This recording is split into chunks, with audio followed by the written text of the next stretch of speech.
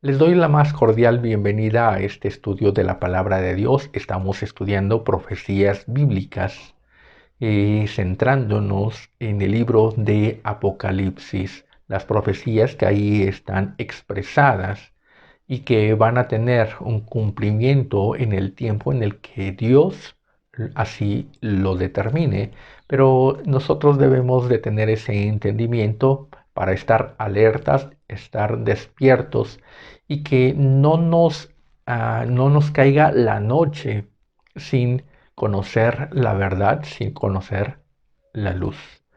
El día de hoy vamos a estudiar sobre la sentencia de la gran ramera que está eh, escrito, está plasmado en el capítulo 17 de Apocalipsis. En este capítulo el apóstol Juan nos comienza diciendo que un ángel de aquellos que tenían las 7 copas de la ira de Dios le dice: ven y te mostraré la sentencia contra la gran ramera. Aquí el escritor, inspirado por Dios, nos está dando dos elementos que son jurídicos. Tienen que ver con la ley, tienen que ver con eh, lo que es un juicio, lo que es un tribunal y lo que es una sentencia. Los ángeles que tienen estas copas de la ira de Dios son aquellos que están encargados de dictaminar o de llevar a cabo lo que la sentencia está diciendo. Entonces son aquellos colaboradores que van a servir a la justicia para que ésta se cumpla. Por ejemplo, en un juicio, el juez es el que juzga, el jurado o el tribunal son los que ayudan en ese juicio, son los que analizan las pruebas, bueno, todo el proceso jurídico. La sentencia tiene que ser ejecutada por aquellas personas que son los alguaciles, que son la policía o aquellos que están encargados de ya tener ese trato directo con el acusado, con la persona, y que son los que llevan a cabo la sentencia. Ni el juez ni el tribunal van a proceder para hacer que la sentencia se cumpla directamente de esa forma. Ni siquiera el que está acusando, ni siquiera aquel que está llevando este proceso. El abogado tampoco lleva a cabo este proceso. Esto lo debemos de entender y lo debemos de tener bien claro, porque en la sentencia contra la gran ramera, Jesucristo, que es el agraviado, no es el que va a ejecutar la sentencia, sino que la sentencia va a ser ejecutada por aquellos de los que el tribunal determina que van a ejecutar la sentencia, porque en un juicio también el juez o el tribunal en la misma sentencia determinan quién es el encargado de hacer valer esa sentencia o de ejecutar esa sentencia. No es que se le diga al sentenciado: tu sentencia es esto, cúmplela. No, se le tiene que hacer valer, se le tiene que hacer cumplir esa sentencia, y están las personas encargadas de velar que esta sentencia se cumpla. Pero no es ni el juez ni el abogado los encargados de que esa sentencia sea cumplida, sea ejecutada, sino que se determina quién va a velar, quién va a hacer cumplir esa sentencia.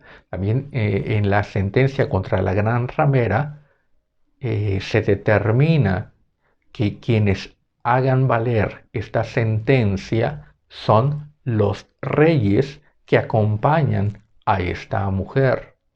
Son aquellos cuernos que están expresados en la bestia, aquellos que van a cumplir, son aquellos que van a ejecutar la sentencia. Por eso el ángel que está ejecutando la sentencia de las 7 copas, uno de los ángeles, porque son 7 ángeles, uno de los ángeles le dice a Juan, ven y mira. Entonces tanto el ángel ejecutor como Juan están viendo, pero la ejecución de la sentencia no es llevada ni por los ángeles, ni por Jesucristo, ni por Dios, ni por Juan, sino que está determinado en la misma sentencia que sean los 10 reyes que acompañan a esta mujer, a esta ramera, los que ejecuten esa sentencia. Y ahí está expresada la justicia de Dios. La justicia de Dios de que Él no puede ser burlado. La justicia de Dios de que Él lo que determina se va a ejecutar. Lo que Él dice tiene una ejecución. Lo que Él dice tiene que ser realizado. Y esto es importante porque el origen del proceso de esta mujer, el origen de este juicio, tiene que ver con que la mujer intentó burlar la ley. Todo el origen de este proceso es el burlar la ley, es el intento de burlar la ley.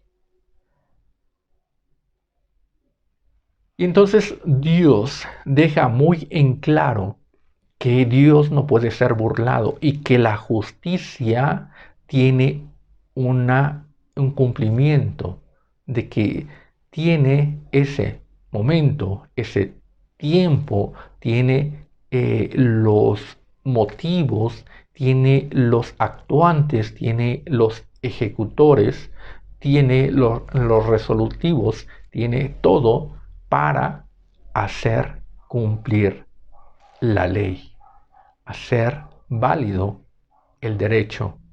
Esa es la justicia y esto es lo que se proclama y esto es lo que se quiere destacar en este capítulo 17 del libro de Apocalipsis. La justicia de Dios es perfecta, sin fallas y tiene una ejecución dándole a cada quien lo que le corresponde, porque eso significa justicia, dar a cada quien lo que le corresponde, situar a cada quien en el lugar en el que le corresponde, hacer que cada quien haga lo que le corresponde. Esa es la justicia.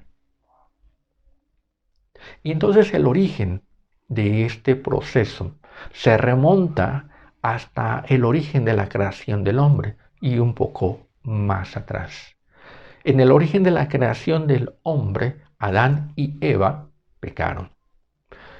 Dios había determinado, Dios había dicho y había quedado como una ley, como una orden, que el hombre no debía de comer del árbol de la ciencia del bien y del mal, porque el día que de él comiere, ciertamente moriría.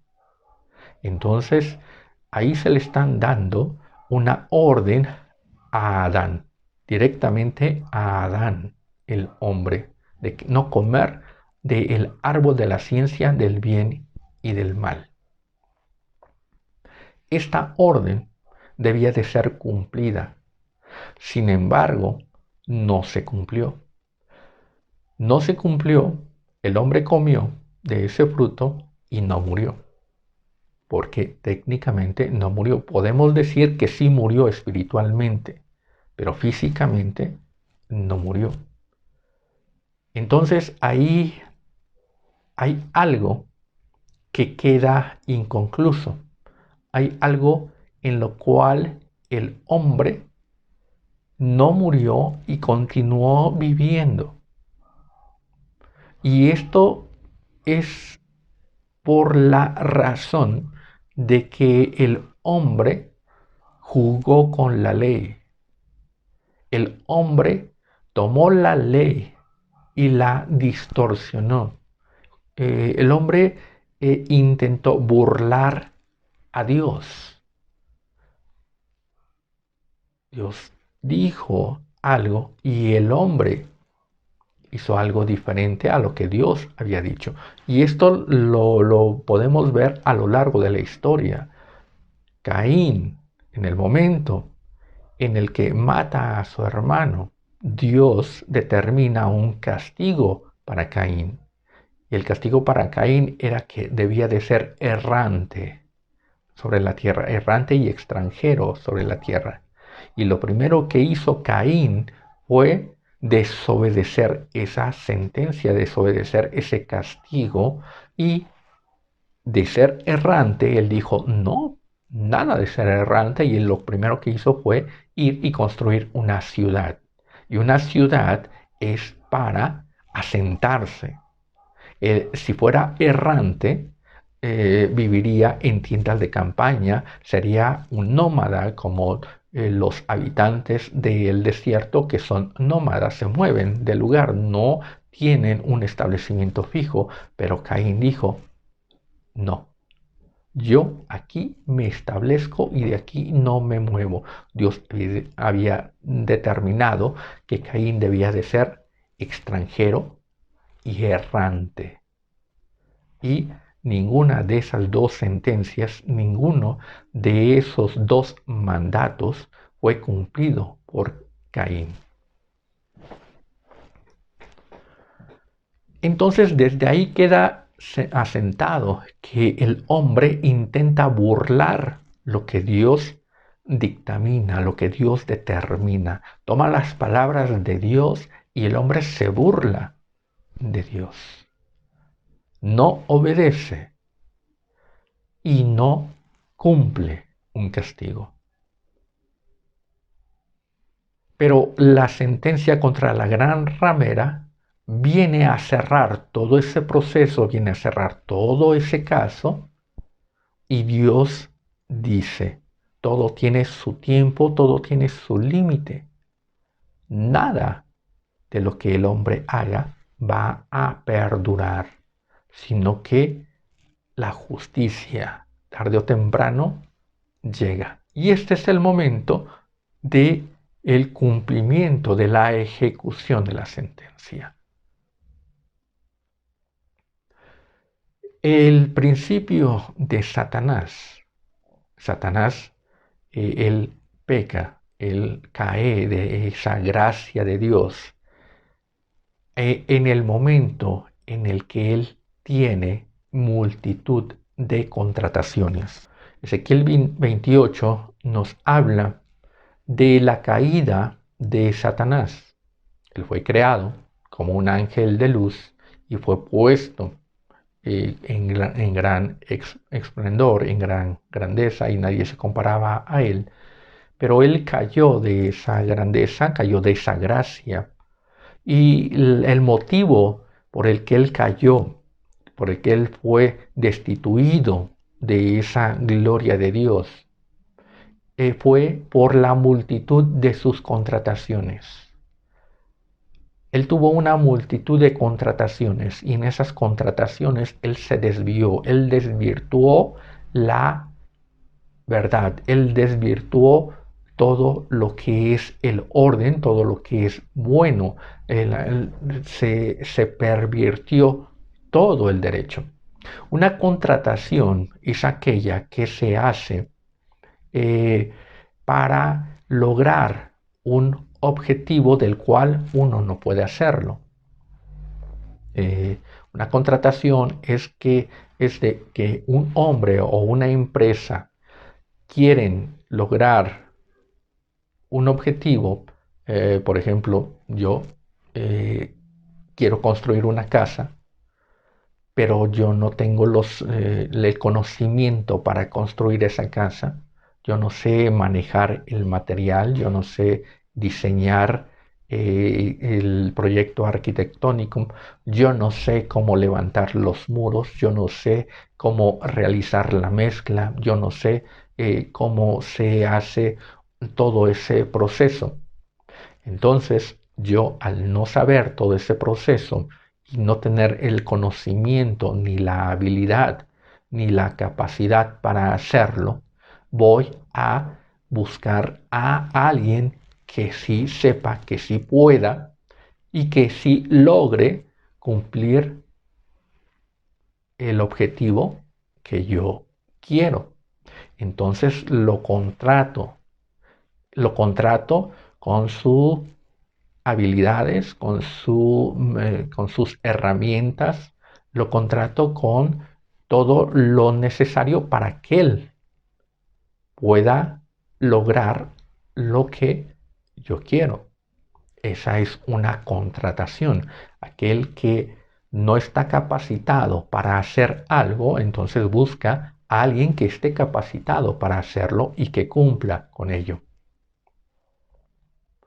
Satanás no tenía capacidades para hacer las cosas. Sin embargo, buscaba a alguien que lo hiciera por él.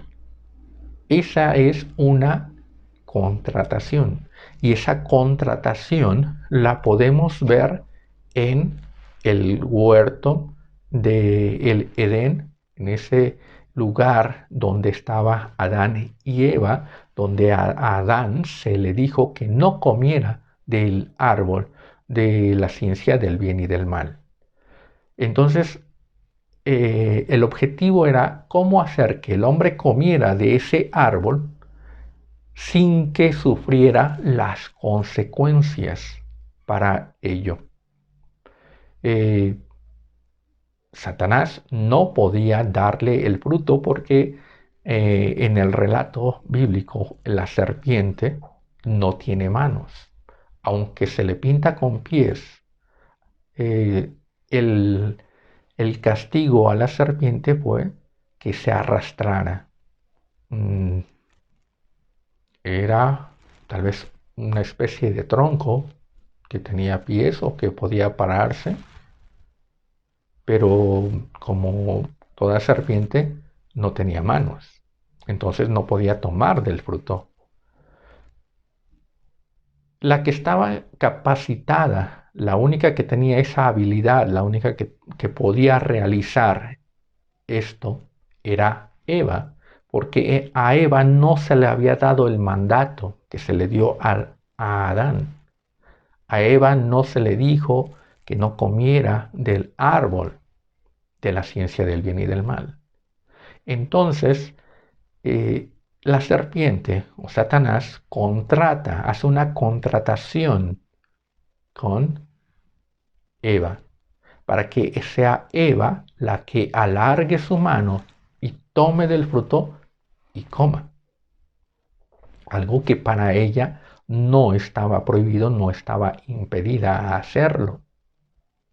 El que estaba impedido era Adán. Pero Eva toma del fruto, lo come y lo que hace es darlo a Adán. Y entonces Adán come. Este es un juego, está jugando con la ley, está jugando con el derecho, está torciendo el derecho. Por eso es que es el torcimiento del derecho. Es el juego, es la hipocresía, es la falsedad. Cuando Eva le da a comer a Adán, técnicamente, o sea, por argumentos, por manipulaciones de los hechos, por manipulación de las cosas,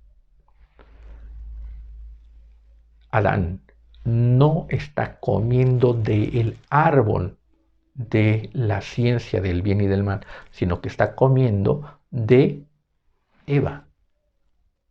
Ese es un juego, esa es una argumentación y esa es una contratación. Lograr algo de lo que alguien está impedido para obtenerlo. Por eso es importante conocer lo que es una contratación y conocer cómo es que actúa Satanás. Entonces, en esta manipulación, Dios llama al hombre y le dice, has comido del árbol que te mandé que no comieras, has comido del fruto que te mandé que no comieras, y él responde en su argumento, no, yo no comí del árbol, yo comí de la mujer que tú me diste.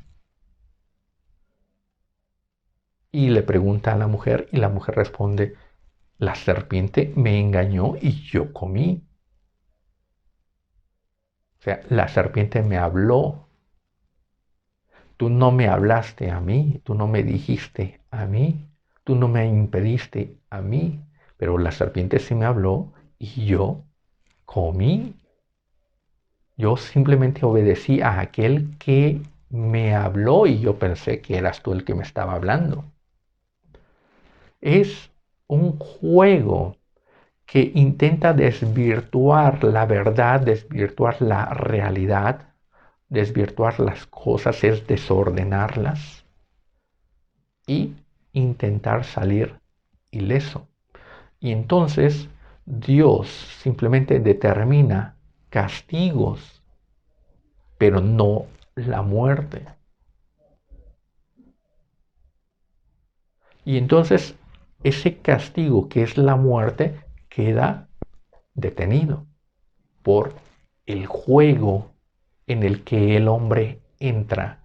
Ese juego en el que Satanás lo hizo entrar y lo hizo participar. Esa es una contratación. Entonces, salen de esto y no mueren, aunque mueren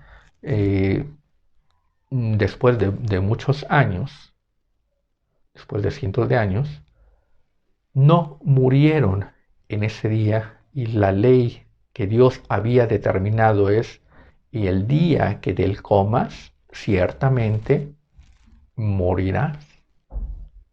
No murieron el día que comieron de ese fruto. También Caín no sufrió ninguna consecuencia al desobedecer la sentencia que Dios le había dado o determinado. Entonces, los dos nos están mostrando esa burla que se hace, esa burla que se intenta hacer de lo que Dios ha establecido, manipularlo, trabajarlo. En Marcos 7, Jesús habla con los fariseos y les dice, vosotros inutilizáis la ley, vosotros invalidáis la ley, poniendo sus costumbres por sobre ella. ¿Cuáles son esas costumbres? Las costumbres que fueron implementadas en la contratación desde el principio, donde es dada la ley y entonces se cambia por algo, se cambia por otra cosa. Vosotros invalidáis la ley. Y les da un ejemplo. Está escrito en el mandamiento que dio Moisés, honra a tu padre y a tu madre.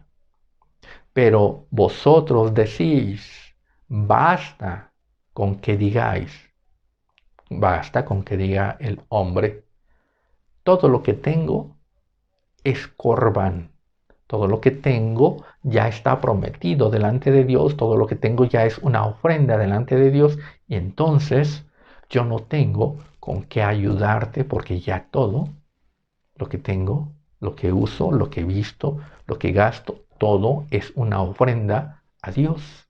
Yo no tengo para ayudarte, yo no tengo para darte. De esta forma se juega con la ley, de esta forma se viola lo que es la ley, se invalida, se inutiliza.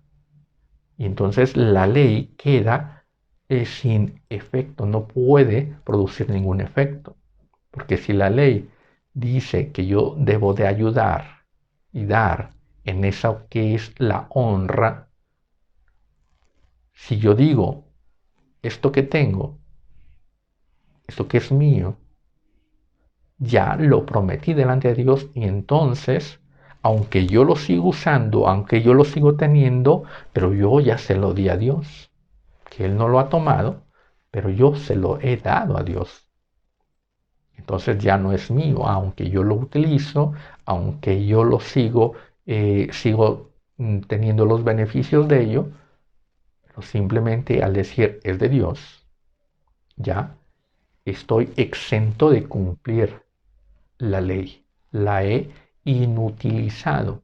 Eso es lo que hizo Adán y Eva, inutilizar la ley. Eso es lo que hizo Caín, inutilizar la ley.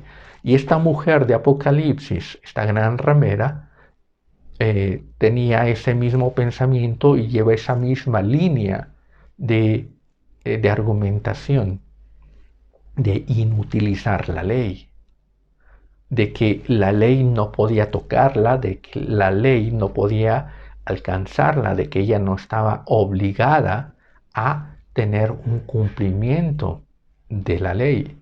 En la ley está escrito que la adúltera junto con su amante, junto con el fornicario, debían de ser muertos, debían de ser apedreados, y era el pueblo que estaba viendo ese adulterio el que debía de apedrear a esta mujer. Sin embargo, vemos en esta narración, en esta visión profética que le es mostrada a Juan, que esta mujer está sentada sobre muchas aguas. Esta mujer está sobre muchos pueblos, mucha gente. Eso quiere decir y nos está expresando que la mujer tenía el apoyo del pueblo. Esta mujer tenía el visto bueno del pueblo. Esta mujer tenía el apoyo, tenía la seguridad del pueblo. Entonces, ¿quién la iba a apedrear? ¿Quién iba a ejecutar la sentencia? Si todos estaban de acuerdo con ella, si todos la apoyaban, si todo el pueblo la apoya, ¿quién va a ejecutar la sentencia? Como dijo Jesucristo, cuando le llevaban a una mujer que había sido sorprendida en adulterio. Jesús le dijo a sus captores, le dijo a los fariseos que llevaban a esta mujer, dijo, quien esté libre de pecado, que tire la primera piedra. Entonces no había nadie que cumpliera esa sentencia, no había nadie que cumpliera con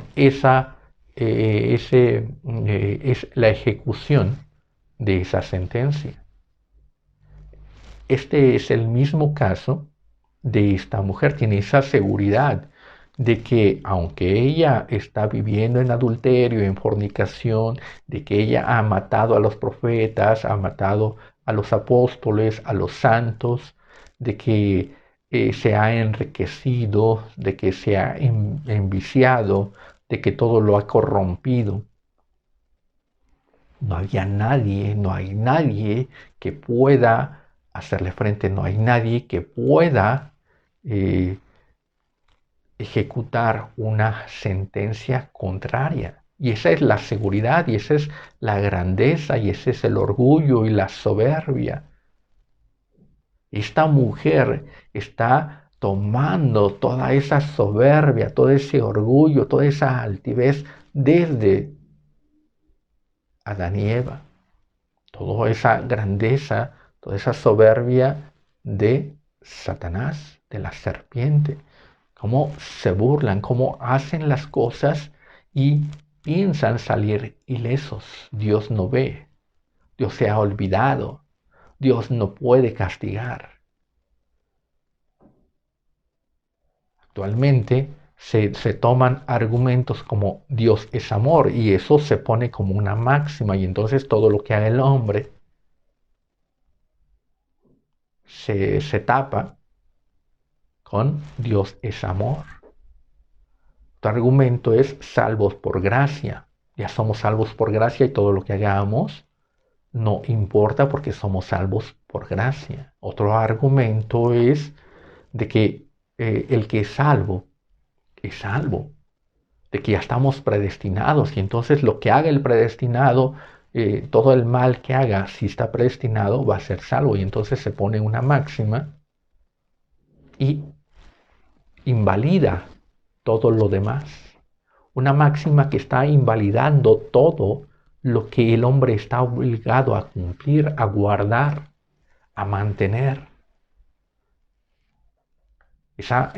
El poner esa máxima viene de la serpiente y viene desde Adán y Eva.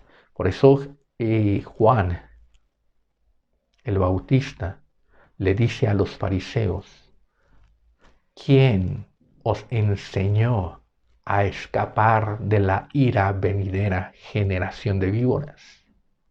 Generación de víboras. ¿Quién les enseñó a invalidar la ley? ¿Quién los enseñó a poner la tradición, sus costumbres corruptas de la carne por sobre la ley?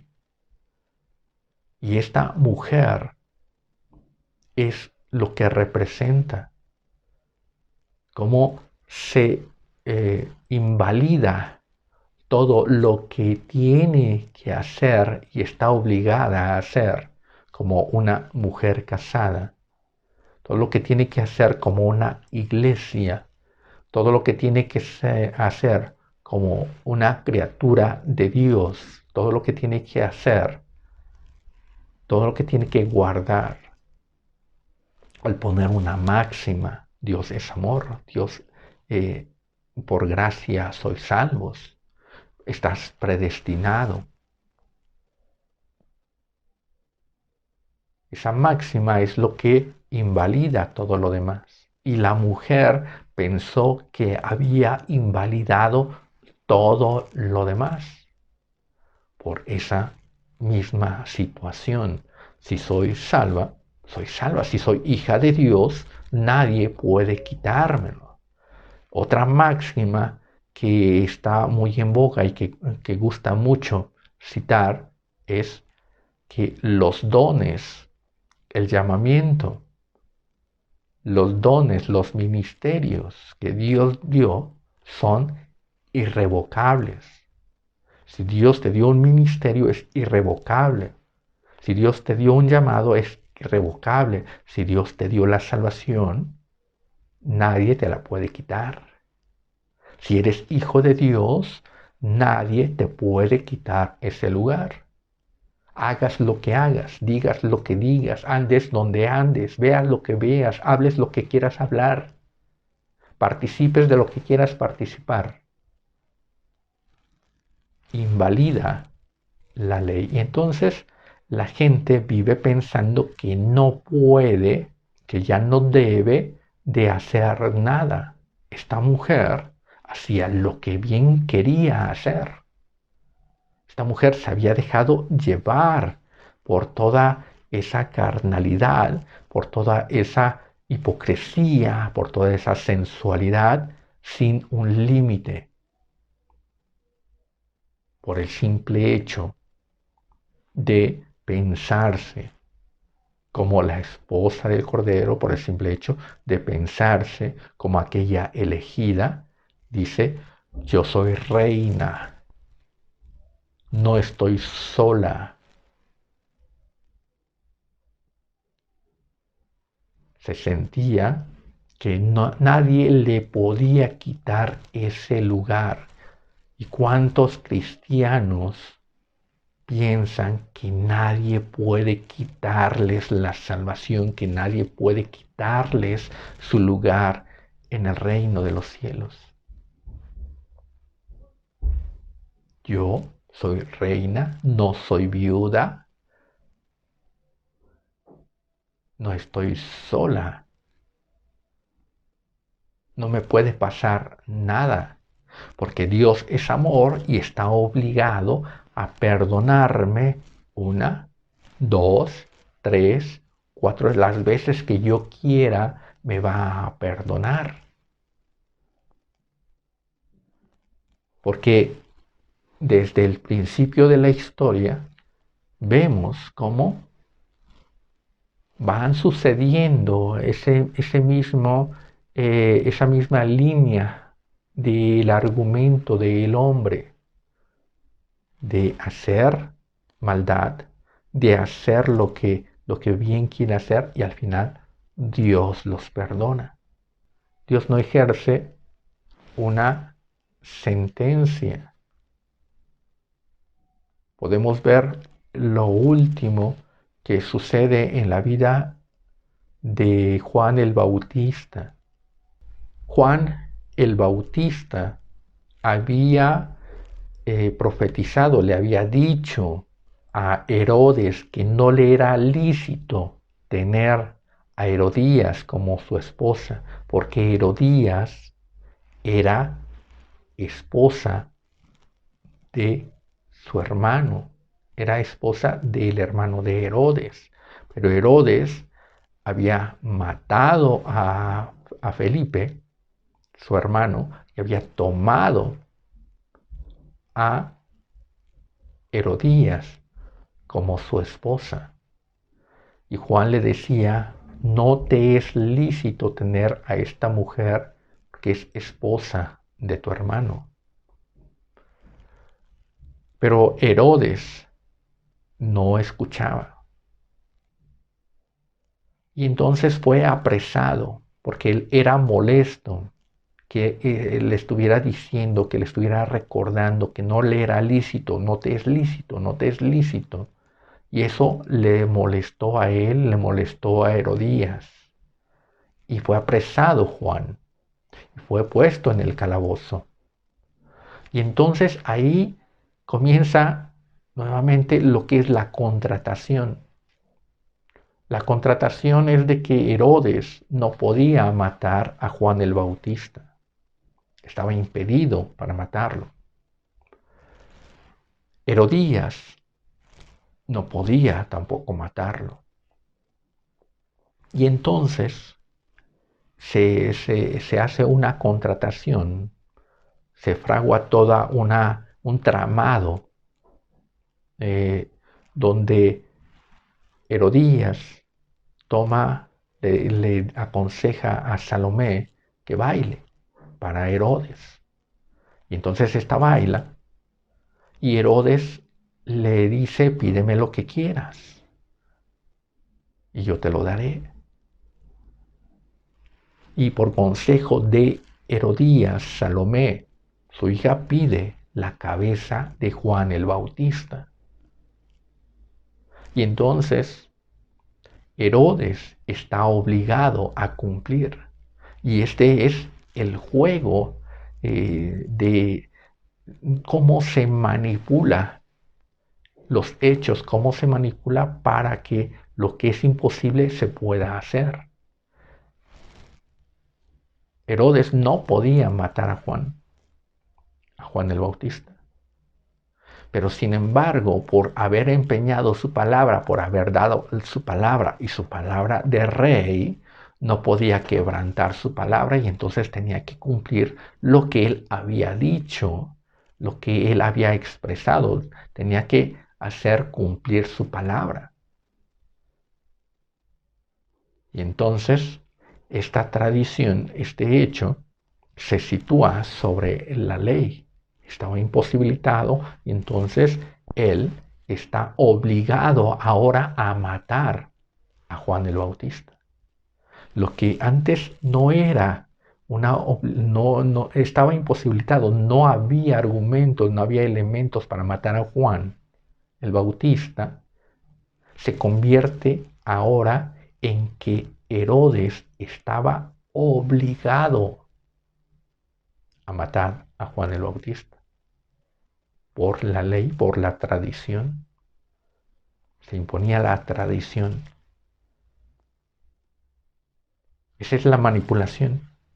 Está obligado. Entonces, en esta manipulación, la mujer, esta gran ramera, siempre va a expresar la obligación de Dios de perdonar. Dios está obligado a perdonar. Dios está obligado a recibirme como soy. Dios está obligado a quererme como soy. Dios está obligado a recibirme una y otra vez. Dios está obligado a borrar mis pecados. Dios está obligado a no ver lo que estoy haciendo. Dios está obligado a esperarme. Dios está obligado a entenderme, a tolerarme y no sufrir las consecuencias. Tal vez un ligero regaño, tal vez una ligera exhortación, pero se piensa que Dios está obligado. Y se toman todos esos argumentos bíblicos, todos esos argumentos históricos. El hijo pródigo, Dios está obligado a perdonar, Dios está obligado a esperarme a altas horas de la noche. Judá y Tamar, ¿cómo es que Judá perdona a Tamar, su nuera, por lo que hizo? ¿Cómo es que Débora tomó la grandeza que le correspondía a Barak? ¿Cómo es que Jacob compra la primogenitura de Saúl por mentiras, por argumentos? ¿Cómo es que es bendecido Jacob por su padre por mentiras, por argumentos? Se toman todos esos hechos y se le intentan enjaretar a Dios, se le intentan imponer a Dios y decir, tú estás obligado a perdonarme, tú estás obligado a tolerarme, tú estás obligado a esperarme, tú estás obligado a hacer esto, a bendecirme, a enriquecerme, viva como viva, porque me corresponde la riqueza de Abraham, porque me corresponde la riqueza de Jacob, porque me corresponde la sabiduría de Salomón, porque soy tu hija, porque soy tu pueblo, porque soy tu iglesia, porque soy el escogido. Ese es el pensamiento de esta gran ramera. Nadie podía condenarla, ni siquiera Dios. Nadie podía detenerla, ni siquiera Dios. Porque Dios está obligado a bendecirla, a proveerla, a cuidarla, como la niña de sus ojos. Yo soy reina, no soy viuda, aunque andaba con su amante.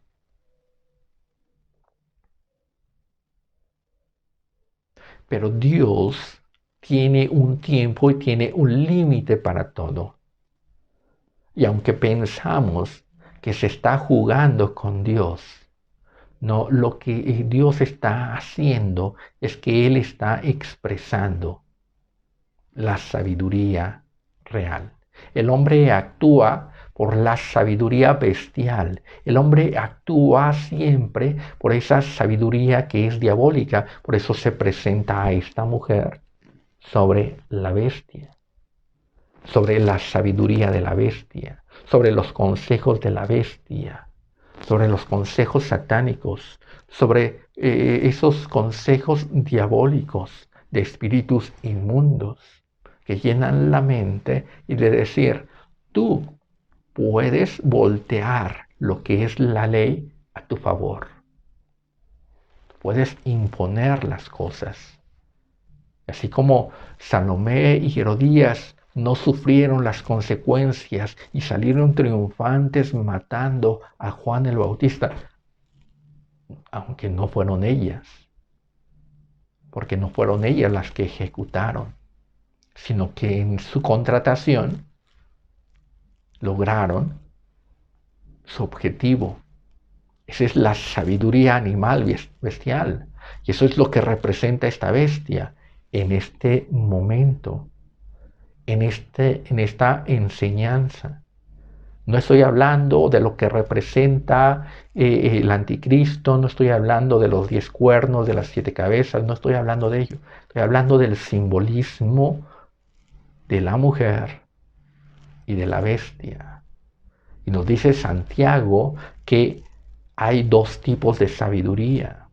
La sabiduría animal, bestial, terrenal, que es diabólica. Y la sabiduría de lo alto. Y la diferencia de una y otra es que en la sabiduría terrenal hay celos, envidias, contenciones, enemistades, discordias. Todo eso encierra la sabiduría de terrenal, bestial, satánica. Pero la sabiduría de lo alto es pura. Primero es pura, después pacífica. Es pura, no se puede contaminar, no se puede pervertir. Y es pacífica, no se adelanta, es paciente, es benigna. El hombre piensa que ha vencido a Dios, el hombre piensa en esa sabiduría, en esa forma en la que siempre ha vivido, de que puede manipular, de que puede poner en jaque a Dios. Siempre ha vivido pensando que puede ganarle a Dios. Y de que Dios es un tonto y no puede hacer las cosas, no puede castigarlo. No murió Adán. No sufrió las consecuencias Caín. No sufrieron las consecuencias ni Herodías, ni Salomé, ni Herodes, ni muchos otros que están en toda la historia. Pasando por Jacob, pasando por el mismo Abraham, David, Salomón. No sufrieron esas consecuencias. Y Dios tuvo que perdonarlos y aceptarlos tal como son. El hombre piensa que se puede jugar con Dios.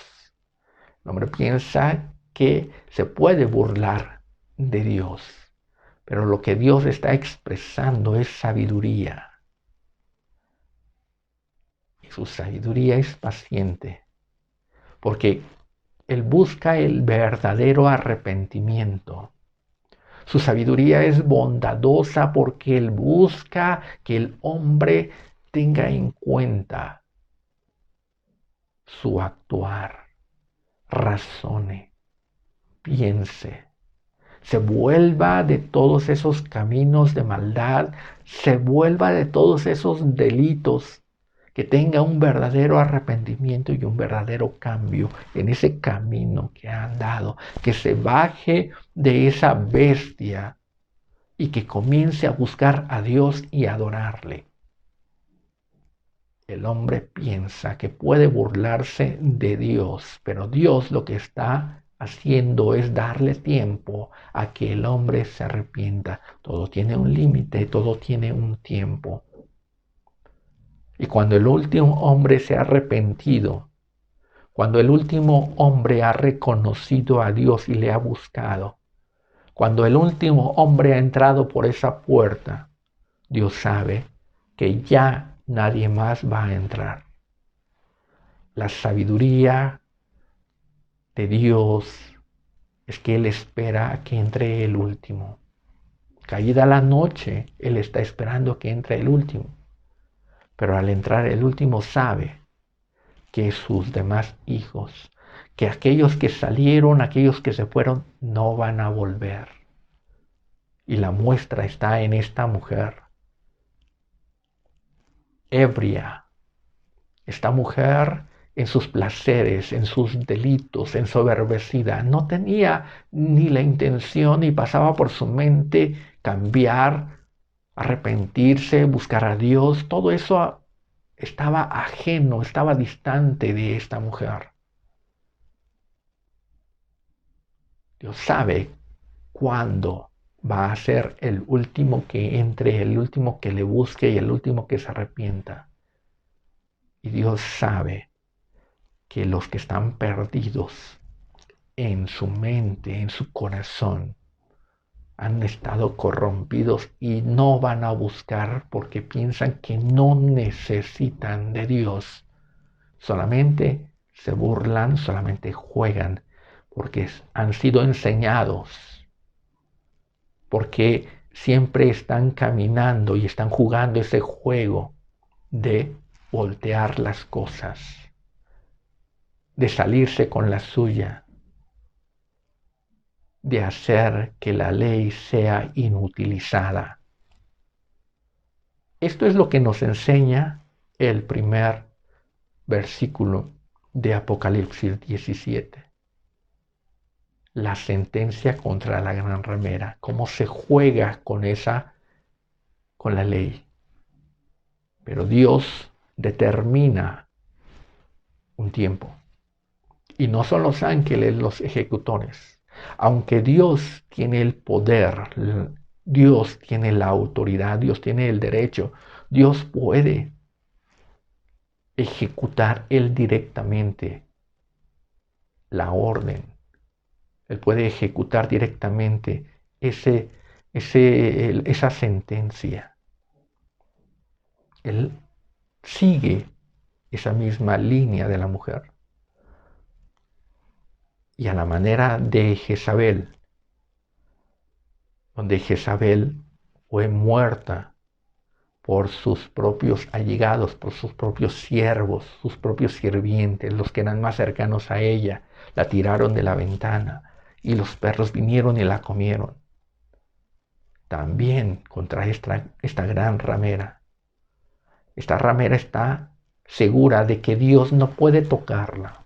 Está segura de que Dios no va a actuar en contra de ella, de que Dios no va a bajar y la va a matar por el amor de Dios.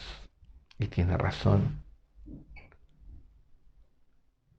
Pero Dios va a ejecutar esa sentencia con sus propios allegados, sus propios compañeros de parranda, por aquellos que la han apoyado, por aquellos que la han solapado. Dios ha puesto en sus corazones ejecutar la sentencia. Y la mujer está segura de que no vendrá ningún mal sobre ella. Y el mal vendrá. Porque con Dios no se juega. Dios no puede ser burlado. Y Él es el que juzga y Él es el que venga. Entendamos esto y no juguemos y no seamos partícipes. Por eso dice, salid de ella, pueblo mío, para que no seáis partícipes de todo lo que le va a acontecer a esta mujer ramera. No debemos de participar del mismo pensamiento. Debemos de dejar de lado esa máxima que se ha puesto sobre las disposiciones de Dios, los mandatos, los mandamientos, la santidad, toda la obediencia, todo lo que se ha puesto, toda esa predestinación, toda esa Dios es amor, todo lo que se ha impuesto como una máxima que impide que Dios actúe para corregir al hombre. Entendamos esto, porque el tiempo de la puerta abierta se termina y entonces se cerrará y afuera será el lloro y el crujir de dientes. Dios les bendiga.